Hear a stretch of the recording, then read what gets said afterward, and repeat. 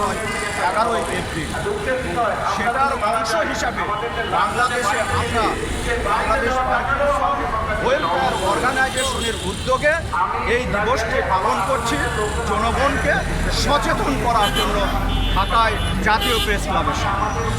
এই রোগ হলে রোগ ধীরে ধীরে বাড়তে থাকে এবং সঠিক সময়ে যদি চিকিৎসা নেওয়া না হয় তাহলে এক সময় রোগী শয্যাশায়ী হয়ে যেতে পারে, কিন্তু সঠিক সময়ে যদি চিকিৎসা নেওয়া হয় তাহলে রোগের উপসর্গগুলো আস্তে আস্তে কমে যেতে থাকে, রোগী কর্মক্ষম থাকেন, অফিস আদালত করতে পারেন, চাকরি বাকরি করতে পারেন, সব কিছুই করতে পারেন।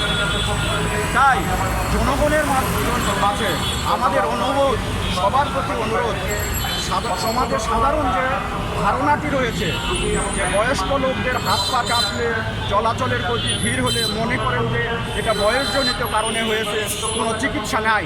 আসলে এই তথ্যটি সঠিক না। আসলে মস্তিষ্কে ডোপামিন কমে যাওয়ার কারণে হাত পা কাঁপতে থাকে এবং চলাচলের প্রতি ভিড় হয়। অন্যান্য অনেক কারণেও হাত পা কাঁপতে কারণ, কিন্তু মূলত পার্কিনসন ডিজিজের কারণে হাত পা কাঁপে। তাই লোকজনকে, সাধারণ জনগণকে আমরা যদি সচেতন করতে পারি তাহলে জনগণ সহজে চিকিৎসকের কাছে আসবেন, চিকিৎসা নেবেন, ভালো থাকবেন। নিউরোলজিস্টরা এই রোগের চিকিৎসা সবচেয়ে ভালো করে থাকেন।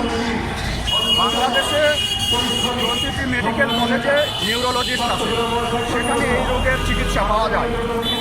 প্রতিটি উপজেলা হেলথ কমপ্লেক্সে মেডিসিন বিশেষজ্ঞ আছে, মেডিসিন বিশেষজ্ঞরাও এই চিকিৎসা দিতে পারে এবং এই রোগের ঔষধ বাংলাদেশে সব জায়গাতেই পাওয়া যায়, মোটামুটিভাবে সহজলভ্য। তাই সবার প্রতি অনুরোধ, এই রোগ সম্পর্কে আমরা সচেতন হই, জনগণকে সচেতন করি এবং এ ধরনের উপসর্গ যদি হয় তাহলে চিকিৎসকের সংস্পর্শে আসলে, চিকিৎসকের পরামর্শে থাকলে এই ধরনের রোগী ভালো থাকবেন এবং সুস্থ থাকবেন। সচেতন করার জন্য এই মানববন্ধনের এখানেই সমাপ্তি। এরপর আমার চেম্বারে এই ধরনের রোগীদের আজকে আমরা বিনা পয়সায় চিকিৎসা দিব এবং বিনা পয়সায় প্রেসক্রিপশন দিব। সবাইকে ধন্যবাদ। এগুলো কি যে কোনো বয়সে হতে পারে? এই রোগটি সাধারণত 50 বছরের বয়সের বেশি লোকদের হয়ে থাকে। বলা হয় scientifically it is prove, scientifically এটি প্রমাণ হয়েছে 50 বছরের ঊর্ধ্বের লোকদের এগুলো হয়, কিন্তু 10% ক্ষেত্রে 50 বছরের নিচেও হতে পারে। আমার কিছু রুগী আছে, আমি 13 বছর বয়সেও ডায়াগনোসিস করেছি।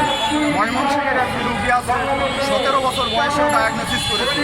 তারা চিকিৎসা নিচ্ছে এবং তারা কর্মক্ষম আছে। আপনার নামটা বলুন। আপনার নাম? আমার নাম অধ্যাপক ডাক্তার আহসান হাবিব হেলাল। আমি নিউরোলজিস্ট এবং পার্কিনসন মুভমেন্ট ডিসঅর্ডার বিশেষজ্ঞ।